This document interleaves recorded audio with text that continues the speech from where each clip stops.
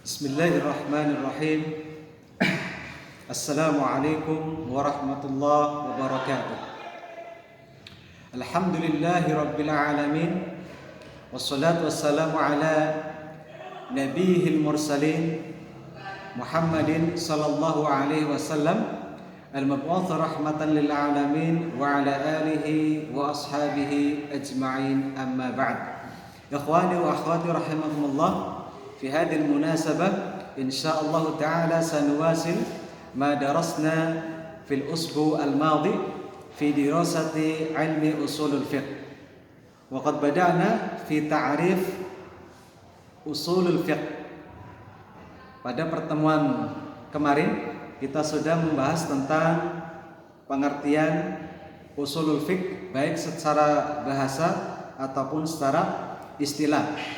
Dan juga kita sudah membahas perbedaan antara fikih dengan usulul fiqh, yang salah satunya adalah kalau dalam fikih itu dalil yang dipakai itu adalah dalil yang bersifat terperinci. Artinya orang tersebut tahu dalil untuk satu pembahasan. Misalnya dalam fikih hukum sholat adalah wajib, maka dalil fikihnya apa? Dalil fikihnya adalah qauluhu ta'ala wa aqimus sholah. Maka dalil wa aqimus sholah ini dinamakan ad-dalilu at-tafsiliyu.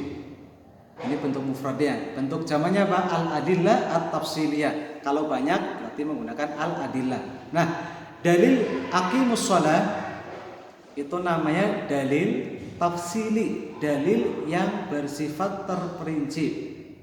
Maksudnya dalil tersebut hanya berlaku untuk pembahasan hukum sholat, tidak bisa digunakan untuk pembahasan yang lain. Makanya itu dinamakan dalil tafsili, dalil yang terperinci. Ini pembahasan dalam fikih. Nah, adapun kalau pembahasan dalam usulul fiqh, maka di sana yang diketahui, yang dibahas dalilnya itu bersifat ijmaliyah. Atau maksud dari ijmaliyah di sana nanti ada istilah al-qawaidul 'ammah, ada kaidah-kaidah umum. Maka misalnya dalam fikih, kenapa dalil tersebut itu memberikan hukum wajib aqimus shalah? Nah, itu tidak dibahas. Makanya yang membahas adalah ilmu usulul fiqh. Di sana nanti ada kaidah umum yang menyatakan al-amru lil wujub. Namanya perintah itu bisa memberikan hukum wajib. Maka al-amru lil wujub, kaidah umum ini atau ad-dalil al-ijmali ini itu lebih umum sifatnya atau lebih global sifatnya daripada aqimus shalah. Jadi kalau diibaratkan al-amru lil wujub itu di atasnya, maka di sini di bawahnya itu banyak dalil-dalil yang bersifat terperinci. Ya, kita contohkan misalnya tadi aqimus shalah wa atuz zakat. Misalnya lagi ku anfusakum wa ahlikum nara, iqra bismi rabbikal ladzi khalaq. Itu dalil-dalil terperinci. Dan di sana ada kata kerja perintah. Maka kalau dalam usulul fiqh yang dibahas adalah al-adillah at-tafsiliyah. Itu salah satu perbedaannya. Nah, kita akan melanjutkan kemarin sampai halaman 6 paragraf kedua. Nah, sekarang paragraf yang ketiga. Qaulul mu'allif wal muradu biqaulina wa kaifiyatul istifadah minha. Nah, ini potongan pengertian dari ilmu usulul fiqh. Di sana ada kalimat kaifiyatul istifadah minha. Maksudnya apa di sini?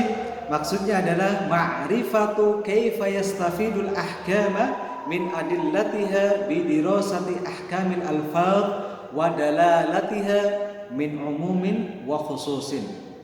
Jadi di sini dalam ilmu usulul fiqh tahu bagaimana cara mengambil faedah atau memberikan hukum dari dalil yang bersifat ijmaliyah tersebut. Dengan cara apa?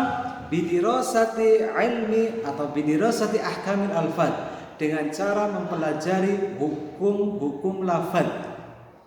Ketika kita menemukan satu kata, satu lafaz, itu kira-kira masuk kategori apa?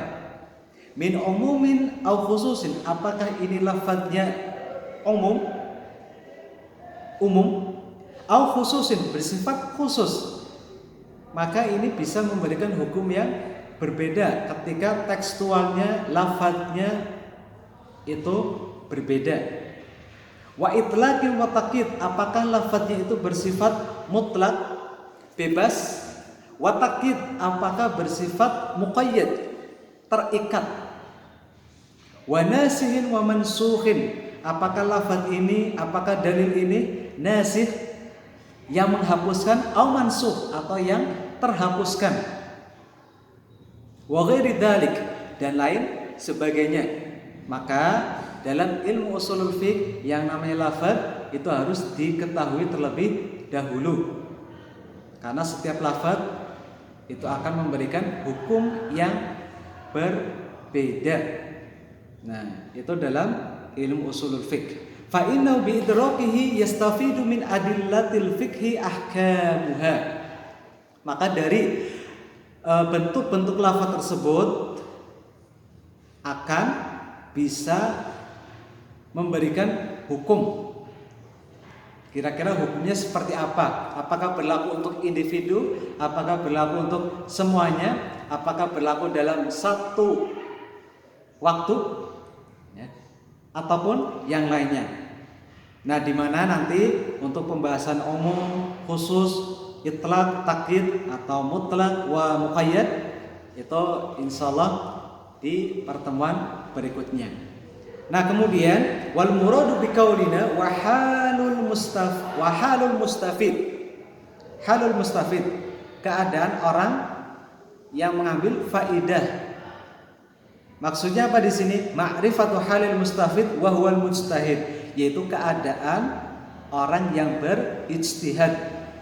Jadi orang yang mengambil hukum, orang yang mencari suatu hukum, itu istilahnya adalah mujtahid. Ketika ada suatu perkara, ini kira-kira hukumnya apa, maka dicari dalil-dalilnya, baik yang bersifat terperinci ataupun yang bersifat am, al-qawaidul amma. Maka orang tersebut dinamakan mujtahid.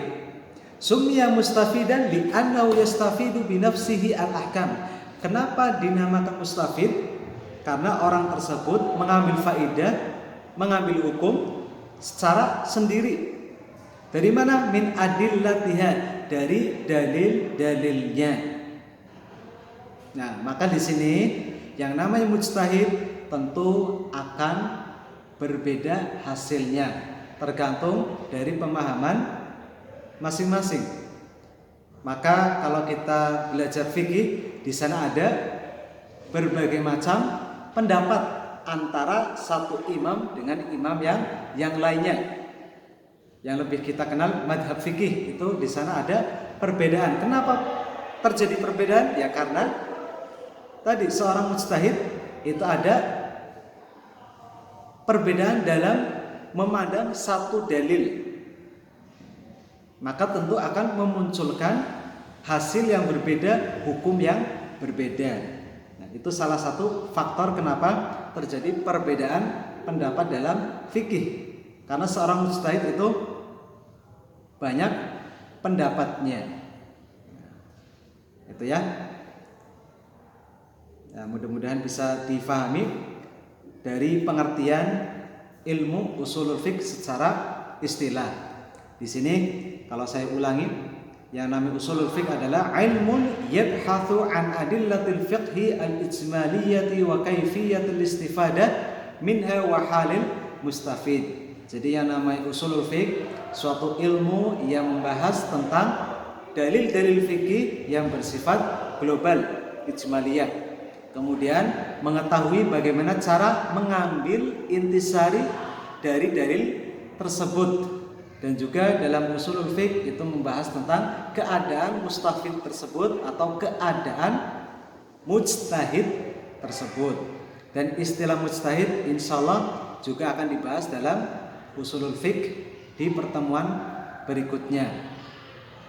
Demikian yang bisa saya sampaikan, mudah-mudahan bisa difahami. Misalkan ada mufradat dalam buku ini masih bingung, nanti bisa ditanyakan di kolom komentar.